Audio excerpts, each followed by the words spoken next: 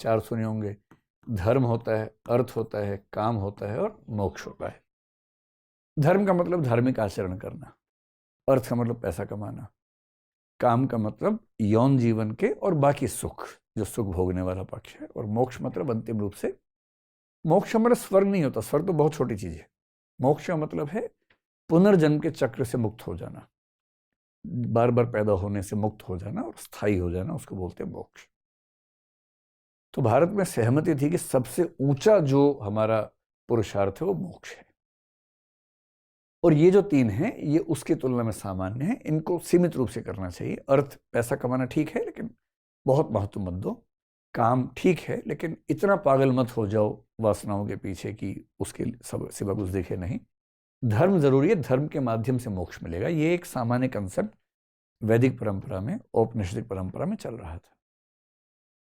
तो फिर ये आए, इन्होंने कहा लाओ भाई कौन कौन से पुरुषार्थ हैं हमें दिखाओ जरा। तो कुछ लोगों ने कहा जी एक तो ना ये चार है, धर्म अर्थ काम मोक्ष, आपकी क्या राय है? बोले चार में से तीन काट दो, एक ही काफी है। काम एवैकः पुरुषार्थः, काम ही एकमात्र पुरुषार्थ है। सुख, वासना, भोग, बाकी सब बेकार बातें हैं। कुछ नहीं करना, मौज करनी है। क्या करना है? पीत्वा पीत्वा पुनः पीत्वा यावत पत्नी भूतले, और गिर जाओ तो क्या करना है? उत्थाय च पुनः पीत्वा क्योंकि पुनर्जन्म न विद्यते। ये करना है। 4 बज गए हैं लेकिन पार्टी बाकी है। 4 बोतल वोद का, काम मेरा रोज का। ये करना है। आज भी तो चल रहा है, उसी समय की बात थोड़ा ना है। एक ही पुरुषार्थ है काम, और उसकी व्याख्या क्या है? यावत जीवेत सुखम जीवेत। सुख, जो आदमी सुख पर इतनी बात करे उसको बोलते हैं सुखवादी या सुखवाद। ग्रीक भाषा का एक शब्द है हिडोनिज्म। तो चार्वाक लोग कौन है? हिडोनिस्ट हैं। हेडोन का मतलब सुख होता है, तो हेडोनिज्म का मतलब जो केवल सुख पे जोर देता है वो सुखवादी है। और बात की वही कि भाई जब मर जाओगे तो देह तो लौट के आएगी नहीं, कोई ये पुनर्जन्म कुछ नहीं होता है, पुनरागमन हमको होता है, कोई वापस नहीं आता है। एक ही जिंदगी है, कल हो ना हो एक ही बार है, उसी जिंदगी में जीना है, उसी को एंजॉय करना है। ये इनका विचार है। तो इनसे लोगों ने पूछा कि भाई बाकी तो कुछ बताओ, मोक्ष पर सब लोग इतना जोर देते हैं। बोले मोक्ष कुछ नहीं होता यार, मरणम एव अपवर्गः। अपवर्ग का मतलब मोक्ष। भारतीय दर्शन में मोक्ष के लिए कई शब्द हैं। मुक्ति है, निर्वाण है, कैवल्य है, अपवर्ग है, निश्रेयस है। इन सब का मतलब होता है मोक्ष। अपवर्ग शब्द का प्रयोग न्याय दर्शन में ज्यादा हुआ है, कई लोग करते हैं लेकिन न्याय दर्शन मुख्य रूप से करता है। मृत्यु ही मोक्ष है, बस मरोगे काम खत्म। क्योंकि मोक्ष का मतलब क्या है? पुनर्जन्म के चक्र से मुक्ति। बोले होता ही नहीं पुनर्जन्म तो मुक्ति क्या? मर गए काम खत्म हो गया, एकदम खत्म। मरने के बाद कुछ भी नहीं बचता है, ना पुनर्जन्म होगा ना कुछ होगा, खत्म है वो बस। तो वही मोक्ष है। और ऐसे मोक्ष की इच्छा क्यों करनी चाहिए? मृत्यु होगी तो खत्म हो जाएंगे अपने आप, इसके लिए क्या इच्छा करनी है? लोगों ने कहा अच्छा मोक्ष नहीं, स्वर्ग के बारे में सोच लो भाई। बोले अरे यार, सुखमेव स्वर्गम दुखमेव नरकम। सुख में ही स्वर्ग है। शाम को 8 बजे से 11 बजे तक सुख है ना, वही स्वर्ग होता है। और दिन में ऑफिस जाते हो वही नरक है। जब पढ़ाई करते हो वही नरक है, नरक उसके अलावा कुछ नहीं है। और स्वर्ग शाम को है, जैसे ही पार्टी शुरू होती है, और 4 बजने तक वही स्वर्ग होता है। तो इनका स्वर्ग नरक की व्याख्या ये है कि वो सब यही है, इसके बियॉन्ड कोई स्वर्ग कोई नरक नहीं होता है। तो लोगों ने कहा इसका मतलब मोक्ष नहीं। बोले मोक्ष एकदम नहीं है, खत्म करो मोक्ष को, नहीं चाहिए मोक्ष वोक्ष हमें। बोले अच्छा अर्थ के बारे में क्या? बोले अर्थ ठीक है, पैसा कमा लो, लेकिन पैसा कमा के लेके नहीं जाना है, छोड़ के नहीं जाना है। जितना पैसा कमाओ सारा काम में खर्च करना है। इन्वेस्टमेंट, कैपिटल फॉर्मेशन नहीं करनी है, सेविंग्स नहीं करनी है। ये कैपिटल फॉर्मेशन के इकोनॉमिक्स नहीं समझते थे। कमाओ, लेकिन जितना कमाओ सारा फूक के जाना है, छोड़ के चलेगी। तुमसे बड़ा मूर्ख कोई नहीं है। समझदार वो है जो दूसरों को पैसा लेके उड़ा रहे हैं, और मूर्ख हैं जो पैसा इकट्ठा कर करके छोड़ के जा रहे हैं दूसरों के लिए। कमाओ, और ना कमा पाओ तो कोई बात नहीं, तब क्या करना है? तब ये करना है। घृतम कहने को कह दिया है, भाव समझिए इनका। ऋणम कृत्वा पिबेत। पैसा नहीं कमा पा रहे, कोई बात नहीं, उधार लो, पियो, मर जाओ। जब तुम मर ही जाओगे, कोई कैसे वापस ले लेगा तुमसे पैसे? तो क्या है, बड़ा अच्छा है। तो अर्थ का काम थोड़ा सा है, काम के लिए, स्वतंत्र नहीं है, काम हेतु इसका फायदा है, मोक्ष बेकार है। फिर क्या धर्म के मामले में? बोले धर्म एक मानसिक रोग है, साइकोलॉजिकल डिसीज है, ये चारवाक कह रहे हैं। मैं नहीं कह रहा हूं, लोग क्लिप काट के चलाएंगे कि मैं कह रहा हूं। ये मैं नहीं कह रहा हूं। मेरी तो नियति में लिखा हुआ है कि मेरी क्लिप ऐसी कटनी है बहुत सारी, और उसके बाद हमले होने मेरे ऊपर, हमले होंगे। लेकिन अब मैं उससे प्रोन तो हूँ ही, अब मैं उससे थोड़ा सा मुक्त भाव से रहने लगा हूँ कि ठीक है, क्यों डरे, जिंदगी में क्या होगा। कुछ ना होगा तो तजुर्बा होगा। तो चारवाक कह रहे हैं कि धर्म एक मानसिक रोग है। अच्छा, इतनी कठोर बातें बोलते थे कि सुन के कोई तिलमिला जाए। अब सोचिए, गंगा के तट पर कई लोग अपना धार्मिक कर्मकांड करने गए हुए हैं। कोई श्राद्ध करने गया, उसके पिताजी की मृत्यु 10 साल पहले हुई थी, दादाजी की मृत्यु 40 साल पहले हुई थी, श्राद्ध करने गया हुआ है, और चारवाक वहां घूमता हुआ निकल गया।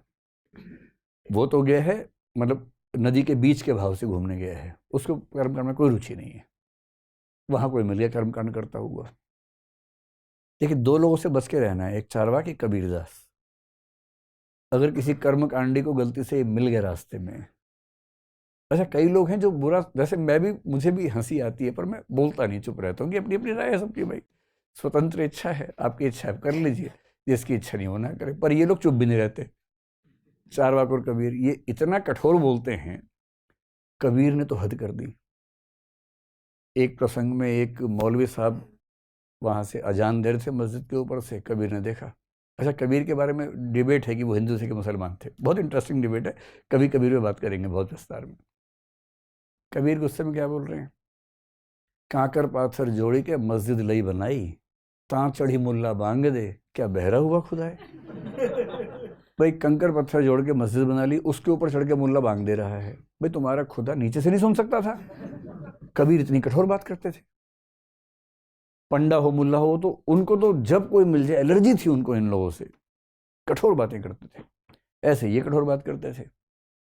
कोई श्राद्ध कर रहा है, उन्होंने कहा एक बात बता, तू श्राद्ध कर रहे हो, यहां तुम खाना लेके आ गए, इस खाने को खाएंगे तो पुरोहित लोग खाएंगे, तुम तो खाओगे नहीं, और तुम्हें भरोसा है कि ये पहुंच गया उधर, तुम्हारे पुरखों के पास पहुंच गया। तो अगर यहां का खाना वहां पहुंच सकता तो लोग टिफिन लेके क्यों जाते हैं? कितना सुंदर है, कोई काम करने के, घर पे खा लो, खाना पहुंच गया उसके पास, क्यों टिफिन लेके जाते हैं लोग? फिर बोले अच्छा एक काम करो, नीचे के फ्लोर पे खाना रखा है, किसी तरह से इसको फर्स्ट फ्लोर पे पहुंचाओ, जरा मैं देखना चाहता हूँ कैसे पहुंचाते हो। तुमसे एक फ्लोर तो ऊपर जा नहीं रहा खाना, और तुम कह रहे हो कि श्राद्ध करने से खाना वहां पहुंच गया, और वहां देह है नहीं, खाली आत्मा है।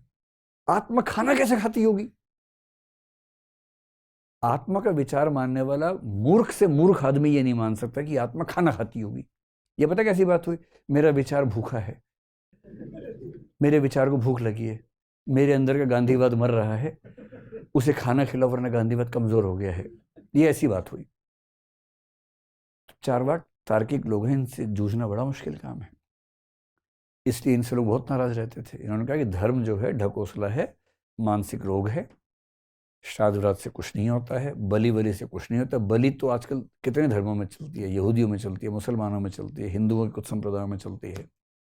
इन्होंने बलि कहते ना विरोध किया। अच्छा, खाते खूब थे ये मुर्गा बकरा, बोले तुम बलि के नाम पे मत खाओ, ऐसे ही खा लो भाई, ड्रामा मत करो, तुम्हें चाहिए मुफ्त का प्रसाद, अरे अपना खर्चा करके खाओ जो खाना तुम्हें, बलि के नाम पे क्यों खाते हो? कह रहे कि बलि करने से कहते हो कि पशु सीधा स्वर्ग जाता है, तो खुद चले जाओ,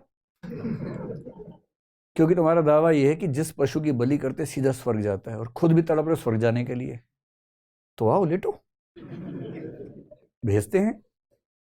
अब ये बात सुन के जो कर्मकांड को सही मानते हैं वो शांत रहेंगे, उनका खून जल जाएगा। खून खोलता था लोगों का, और इसलिए कहते हैं इनके सारे ग्रंथ जला दिए, इतनी गुस्से का समय था।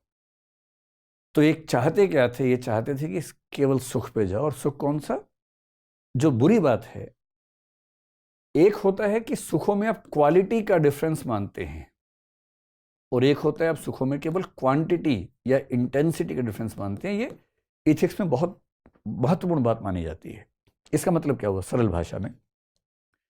जैसे सुख किस किस चीज में होता है?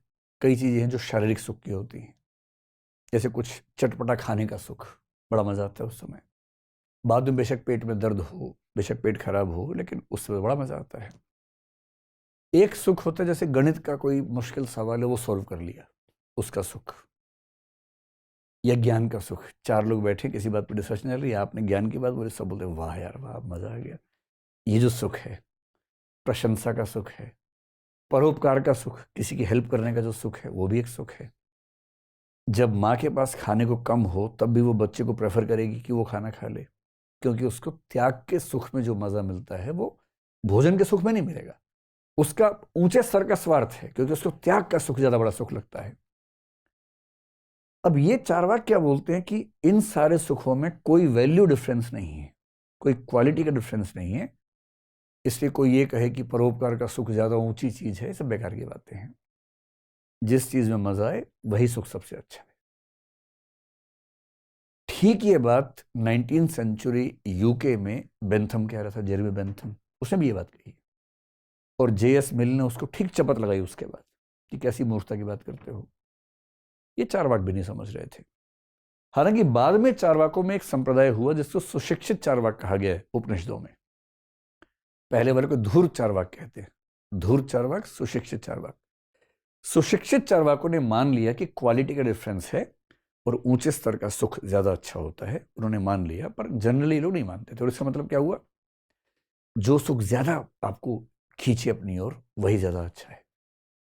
इसका मतलब यह भी हुआ कि जब फोड़ा फुंसी हो जाए, उसके आसपास खुजली करने का सुख जो है, वो सुख और परोपकार का सुख बराबर स्तर के सुख हैं। ना आराम से पान खाओ, शराब पियो, उसके बाद घूमो, शिकार की तलाश में घूमो, शिकार भी दोनों तरह के, और बस यही जीवन का सार है। उसके बियॉन्ड कोई जीवन नहीं है। और कुछ तो सूत्र बोल गए हैं। देखो, मछली खाना इसलिए मत छोड़ देना कि उसमें कांटा होता है। सुख मिलता है दुखों के साथ, दुख को हटाओ और मछली खा लो, कांटा हटाओ मछली खा लो। कल सुख मिलेगा, बड़ा सुख, इस चक्कर में आज का सुख मत छोड़ देना। हाथ की एक चिड़िया झाड़ी की दो चिड़िया से बेहतर है। एक चिड़िया आ गई, खाओ उसको। झाड़ी में दो दिख रही, उसे छोड़ के भागे, वो भी उड़ गई, ये भी उड़ गई ना। वर मध्य कपोतः न श्वो मयूरः, एक सूत्र मिलता है।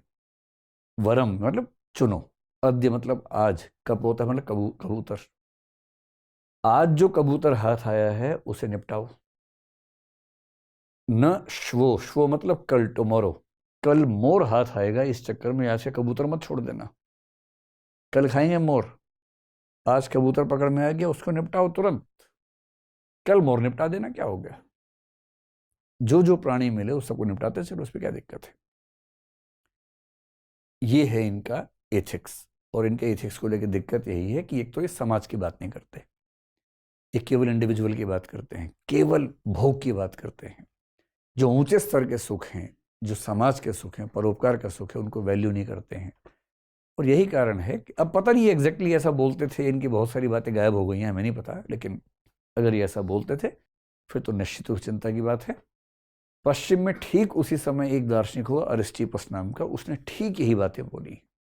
पहले ग्रीक में बोली, संस्कृत में नहीं बोली, लेकिन सारी बातें ठीक यही बोली। और अभी 20th सेंचुरी में एक D.H. लॉरेंस हैं, उनका भी कहते हैं कि लगभग यही बात वो भी कहते हैं। ये चार्वाकों का एक बेसिक आइडिया था। इनके बारे में अंत में क्या ध्यान रखना है, कुछ बातें इनकी आलोचना में, क्रिटिसिज्म में हमेशा ध्यान रखनी है। और वो ये है कि इन लोगों ने एक तरफा तरीके से बातें की, ये इनकी लिमिटेशन है। जैसे केवल परसेप्शन को ही हम सब कुछ मानेंगे, उसके बियॉन्ड कोई ज्ञान मानेंगे ही नहीं, इससे जीवन चल नहीं सकता। आप सुबह उठे, बरसात दिख रही है, आप कह रहे ना फिर से होगी तब मानूंगा, वरना मैं नहीं मानूंगा। मैं छतरी भी लेके नहीं जाऊंगा, अनुमान से कैसे मान लूं? मैं अपने पैर के लिए वो जूते भी नहीं पहन के जाऊंगा, कैसे अनुमान से मान लूं? ऐसे काम थोड़ा ना चलता है। फिर आप अपने घर में खड़े, बाहर से आवाज़, अरे पीछे घर की आग लग गई है, भागो। आपने कहा ना, प्रत्यक्ष करेंगे पहले। प्रत्यक्ष करने के प्रत्यक्ष हो गए, बात खत्म, जल के राख हो गए। अरे लोग कह रहे हैं, मान लो भाई, कोई भरोसेमंद आदमी कह रहे कि आग लग गई है तो भागो वहां से। अब ये थोड़ा ना कि किसी ने आपको उठाया सोते हुए, अरे भूकंप आया, आपने कहा मैंने नहीं महसूस किया। कह रहे भाग भाई भाग, 4 झटके आ चुके हैं, आने वाला है। आपने कहा ना, पहले प्रत्यक्ष करूंगा। बाकी सब भाग गए, फिर 5वां आया, समय नहीं मिला भागने का। तो इस गधेपन से काम नहीं चलता जीवन का। जीवन चलाने के लिए हमें परसेप्शन के साथ बहुत सारे और ज्ञान के स्रोत मानने पड़ते हैं। फिर जिस तरह से इन्होंने आत्मा की व्याख्या की, ईश्वर की व्याख्या की, वो भी सतही व्याख्या है। ईश्वर नहीं दिखता इसलिए ईश्वर नहीं है। वसीम बरेलवी का शेर मैं कई बार कोट करता हूं, सलीका ही नहीं शायद उन्हें महसूस करने का, जो कहते हैं खुदा है तो नजर आना जरूरी है। अरे 1000 चीजें जो नजर नहीं आती तब भी हो सकती हैं। हमारे विचार नजर आते हैं क्या? नहीं विचार नजर आते। भावनाएं नजर आती है? नहीं आती नजर। 1000 चीजें जो नजर नहीं आती हैं। मैं ये नहीं कह रहा कि ईश्वर है, ये भी साबित नहीं होता, पर एक पॉसिबिलिटी के तौर पर आपको मानना पड़ता है कि ऐसा हो सकता है। सीधे खारिज करना, नहीं दिखता इससे नहीं। उनको कितनी आकाशगंगाएं दिखती थी उस समय, कितने तारे दिखते थे उनको। अमेरिका का भी देखा, अफ्रीका का भी देखा उन लोगों ने, परमाणु का भी देखा। नहीं दिखता भाई, लिमिट है देखने की हमारी। पर ये मान लेना कि जो नहीं दिखेगा वो खारिज कर देंगे। इसलिए ऐसा माना जाता है कि जल्दबाजी में उनके निष्कर्ष बहुत सारे हैं। जगत के बारे में कह रहे हैं कि जो 4 महाभूत हैं अपने आप मिलते स्वभाव है। ये कैसे जान लिया? प्रत्यक्ष हुआ था आपको इसका? बाकी हर चीज प्रत्यक्ष प्रत्यक्ष खेल रहे हैं। 4 महाभूत अपने आप मिल जाते हैं, तुम्हारे सामने मिले कभी वो? क्या तुमने महाभूतों से चेतना को बनते हुए देखा कभी? वो तो नहीं देखा। यहां खुद अनुमान कर रहे हो, और बाकी लोग अनुमान करें तो आप कह रहे हो कि अनुमान गलत बात है, प्रमाण नहीं मानेंगे। और खुद अपनी फिलॉसफी पूरी बेस कर रखी है अनुमान पे, इन्फ्रेंसेस पे। और जो इनका इथिक्स है, वो इथिक्स ऐसा है कि अगर इसको मान लें तो समाज चल नहीं पाएगा। समाज में हर आदमी शिकारी और जंगली बन के घूमता हुआ दिखेगा, सब शिकार की तलाश में। कभी कभी शिकार हो भी जाएंगे, कभी शिकार करने जाएंगे। कोई सेंसिटिविटी समाज के प्रति, दूसरों के प्रति नजर नहीं आती है। केवल और केवल सुख, और सुखों के प्रति पागलपन बहुत खराब पागलपन होता है।